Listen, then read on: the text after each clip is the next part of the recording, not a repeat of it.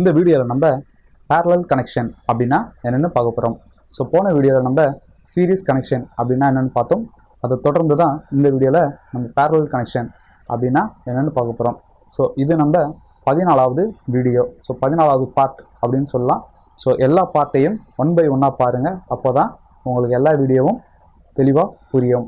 So parallel connection அப்படின்னா என்னென்னு தெரிஞ்சுக்கிறதுக்கு இந்த டயக்ராமை பார்ப்போம் வாங்க. ஸோ போன வீடியோவில் நம்ம சீரிஸ் கனெக்ஷன் அப்படின்னா என்னென்னு பார்த்தோம். ஸோ சீரிஸ் கனெக்ஷன்னா என்ன, ஒரு பாதையில் ஒன்றுக்கு மேற்பட்ட தடை இருந்தது அப்படின்னா அது வந்து சீரிஸ் கனெக்ஷன். அதாவது சிங்கிள் பாத்தில் மல்டிபிள் ரெசிஸ்டன்ட் இருந்ததுன்னா அது வந்து சீரிஸ் கனெக்ஷன். ஸோ இந்த சிரிஞ்சியை நான் அழுத்தும் போது இதில் இருக்கிற தண்ணி எல்லாமே அழுத்தப்படும். அப்படி அழுத்தப்படுற தண்ணி எல்லாமே மேல் நோக்கி போகும். அப்படி மேல் நோக்கி போகிற தண்ணி இங்கே ஒரு அழுத்தத்தை ஏற்படுத்தும், இங்கே ஒரு அழுத்தத்தை ஏற்படுத்தும், இங்கே ஒரு அழுத்தத்தை ஏற்படுத்தும். இந்த 3 அழுத்தத்தையும் கூட்டினா மொத்த அழுத்தத்துடைய வேல்யூ கிடைக்கும். ஸோ இந்த தடையில் ஏற்படுற அழுத்தம் இந்த தடையுடைய அளவுக்கு ஏற்ற மாதிரி அதிகமாகவும் கம்மியாகவும் மாறும். ஸோ தடையுடைய அளவு அதிகமாக இருந்ததுன்னா இதில் ஏற்படுற அழுத்தம் அதிகமாகும். ஸோ தடையுடைய அளவு கம்மியாக இருந்ததுன்னா இதில் ஏற்படுற அழுத்தம் கம்மியாக இருக்கும். ஸோ அழுத்தம் தடையுடைய அளவுக்கு ஏற்ற மாதிரி மாறும்.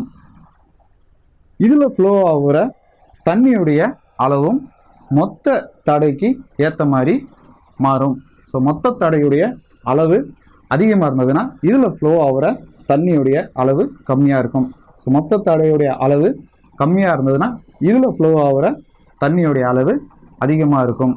ஸோ இந்த முனையிலேருந்து இந்த முனை வரைக்கும் தண்ணியுடைய அளவு ஒரே அளவாக தான் இருக்கும். ஸோ இதுலேயும் தண்ணியுடைய அளவு ஒரே அளவாக தான் இருக்கும், இதுலேயும் தண்ணியுடைய அளவு ஒரே அளவாக தான் இருக்கும், இதுலேயும் தண்ணியுடைய அளவு ஒரே அளவாக தான் இருக்கும். ஸோ இதுதான் அப்படியே நம்ம எலக்ட்ரிசிட்டியில் பார்க்குறோம். ஸோ எலக்ட்ரிசிட்டியில் அழுத்தத்தை வோல்டேஜ்னும் தண்ணியுடைய அளவை கரண்ட் அப்படின்னும் இந்த தடை எல்லாத்தையும் நம்ம ரெசிஸ்டன்ட் அப்படின்னும் சொல்கிறோம். ஸோ இதை தான் நம்ம சீரிஸ் கனெக்ஷன் அப்படின்னு பார்த்தோம்.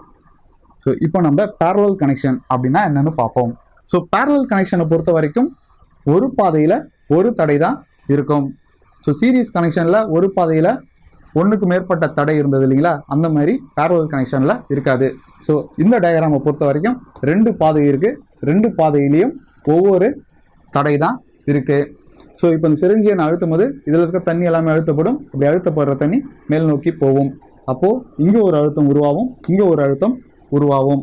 ஸோ இந்த அழுத்தமும் ஒரே அளவாக தான் இருக்கும். ஸோ மொத்த அழுத்தம் எவ்வளோ உருவாச்சோ அதே அளவு அழுத்தம் தான் இதுலேயும் இருக்கும், இதுலேயும் இருக்கும்.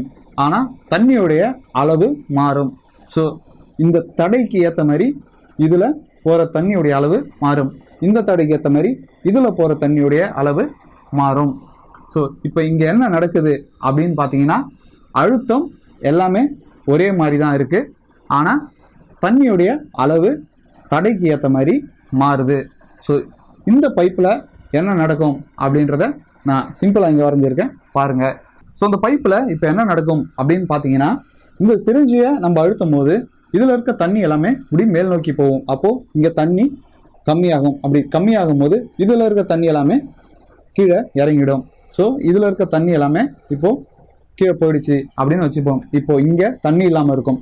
இப்போது இங்கே அழுத்தப்படுற தண்ணி இந்த தடையால் இங்கே தடைப்பட்டு நிற்கும். ஸோ இங்கே இருக்கிற தண்ணி எல்லாமே இந்த பைப்பை நிரப்புறதுக்கு இப்படி வெளியே வர ட்ரை பண்ணும். ஸோ இப்போது இங்கே வந்து இதில் இருக்க தண்ணி எல்லாமே இந்த பைப்பை நிரப்ப பார்க்குது. ஸோ இதில் இருக்கிற தண்ணியோடைய அளவு கம்மியாகுது. அப்போது முன்னே இருந்ததை விட இந்த தண்ணியோடைய அளவு இப்போது கம்மியாகிடுச்சு.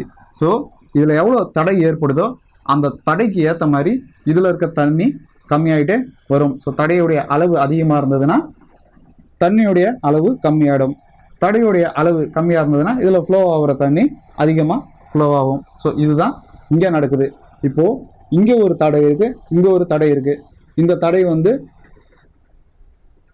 2 ohms இருக்குது அப்படின்னு வச்சுப்போம். ஸோ இங்கே இருக்கிற தடை வந்து 2 ohms இருக்குது அப்படின்னு வச்சுப்போம். இப்போது இதில் ஃப்ளோ ஆகிற தண்ணியுடைய அளவும் இதில் ஃப்ளோ ஆகிற தண்ணியுடைய அளவும் ஒரே அளவாக தான் இருக்கும். இப்போது இதை மட்டும் நம்ம அதிகப்படுத்துகிறோம் அப்படின்னா இதில் ஃப்ளோ ஆகிற தண்ணியோடைய அளவு அதிகமாக இருக்கும். ஏன்னா தடையோடைய அளவு கம்மியாக இருக்குது, அப்போது தண்ணியோடைய அளவு அதிகமாக இருக்கும். இப்போது இதில் தடையுடைய அளவு அதிகமாக இருக்குது, அப்போ இதில் ஃப்ளோ ஆகிற தண்ணியோடைய அளவு கம்மியாக இருக்கும். அப்போது அழுத்தத்துடைய அளவு சேமாக இருக்குது, இதில் ஃப்ளோ ஆகிற தண்ணியுடைய அளவு இந்த தடைக்கு ஏற்ற மாதிரி மாறுது. ஸோ இதுதான் எலக்ட்ரிசிட்டிலையும் நடக்குது. ஸோ எலக்ட்ரிசிட்டியில் என்ன நடக்குது அப்படின்னு பார்த்தீங்கன்னா, இந்த எலக்ட்ரான் எல்லாமே இப்படி மேல் நோக்கி ஃப்ளோ ஆகுது. இதில் ஏற்படுற அழுத்தம், அதாவது வோல்டேஜ் இங்கேயும் சேமாக தான் இருக்குது. ஆனால் இதில் ஃப்ளோ ஆகிற எலக்ட்ரான் இந்த ரெசிஸ்டன்ட் வேல்யூக்கு ஏற்ற மாதிரி மாறுது. ஸோ ரெசிஸ்டன்ட் வேல்யூ கம்மியாக இருக்கும் போது இதில் ஃப்ளோ ஆகிற எலக்ட்ரான், அதாவது கரண்ட்டுடைய அளவு அதிகமாக இருக்குது. ரெசிஸ்டன்ட் வேல்யூ அதிகமாக இருக்கும்போது இதில் ஃப்ளோ ஆகிற கரண்ட்டுடைய வேல்யூ கம்மியாக இருக்குது. ஸோ மொத்த கரண்ட்டுடைய அளவு எவ்வளோவா இருக்கும் அப்படின்னு பார்த்தோன்னா, இதில் எவ்வளோ கரண்ட் ஃப்ளோ ஆச்சோ அந்த அளவையும் இதில் எவ்வளோ கரண்ட் ஃப்ளோ ஆச்சோ அந்த அளவையும் கூட்டினா மொத்த கரண்ட்டுடைய அளவு கிடைக்கும். ஸோ இதை எப்படி கண்டுபிடிக்கிறது அப்படின்றத நம்ம பார்ப்போம். ஸோ இங்கே ஸ்டார்ட் ஆகிற வோல்ட் வந்து 12 வோல்ட் அப்படின்னு வச்சுப்போம். அப்போது இங்கேயும் 12 வோல்ட் தான் இருக்கும், இங்கேயும் 12 வோல்ட் தான் இருக்கும். ஸோ இப்போ இந்த வோல்ட்டையும் இந்த ரெசிஸ்டன்ட் வேல்யூவை வச்சு நம்மளால் இதில் எவ்வளோ கரண்ட் ஃப்ளோ ஆச்சு அப்படின்றத கண்டுபிடிக்க முடியும். அப்போது கரண்ட் எப்படி கண்டுபிடிக்கிறது? I equal to V divided by R. So 12 2ஆல் வகுத்தா நமக்கு கரண்ட்டுடைய வேல்யூ கிடைக்கும். ஸோ 6.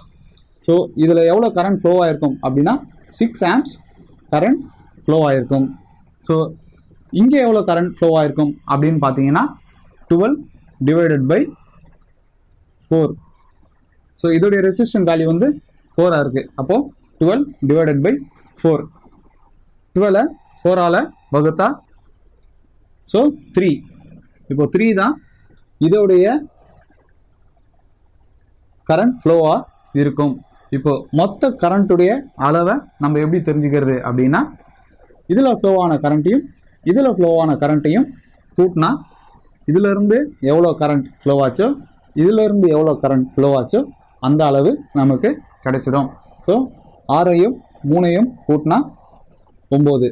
ஸோ 9 தான் இதிலிருந்து ஃப்ளோவான மொத்த கரண்ட்டுடைய அளவு. ஸோ இதுதான் பேரலல் கனெக்ஷன். ஓகே நண்பர்களே, இப்போ உங்களுக்கு பேரலல் கனெக்ஷன் அப்படின்னா என்னன்னு புரிஞ்சிருக்கும். ஸோ முடிஞ்ச அளவுக்கு இந்த வீடியோவை புரிஞ்சு பாருங்கள். புரியல அப்படின்னா கமெண்ட் செக்ஷனில் கமெண்டில் கேளுங்க. என்னால் முடிஞ்ச அளவுக்கு உங்கள் டவுட்டை நான் கிளியர் பண்ணுறேன். ஸோ இந்த வீடியோ உங்களுக்கு பிடிச்சிருந்ததுன்னா லைக் பண்ணுங்கள், ஷேர் பண்ணுங்கள். இந்த வீடியோ பற்றின கருத்தை கீழே கமெண்டில் தெரியப்படுத்துங்க. மேலும் இது போன்ற வீடியோக்களை பார்க்க நம்ம அறிவியல் தேடலை சப்ஸ்கிரைப் பண்ணுங்கள். நன்றி, வணக்கம்.